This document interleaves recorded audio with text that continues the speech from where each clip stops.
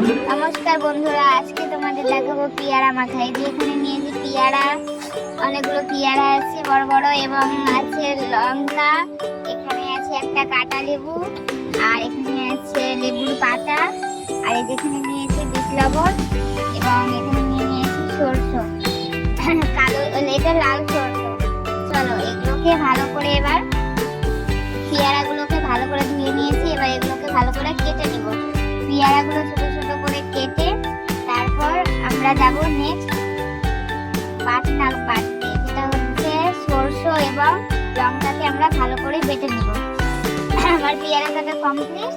এবার চলো সরষে এবং লঙ্কা আমরা ভালো করে পেস্ট করে তারপর তোমাদেরকে সেকেন্ড বার দেখাচ্ছি যে আমাদের পেয়ারা মাখায়। যে এখানে লঙ্কা বেটে নিচ্ছি, এখানে লঙ্কা বাটছি, তারপর সরষে একসঙ্গে বেটে নেবো, লঙ্কা সরষে আমার এখানে বাটা কমপ্লিট।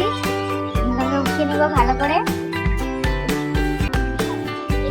এবার লেবুটাকে ভালো করে পেয়ারার সঙ্গে মেখে পেস্টগুলো দিয়ে দিয়েছি। লেবুটাকে ভালো করে কষিয়ে পেয়ারার সঙ্গে মেখে নেবো। মাখা কমপ্লিট। এবার আমার বোন টেস্ট করে বলবেন কেমন হয়েছে।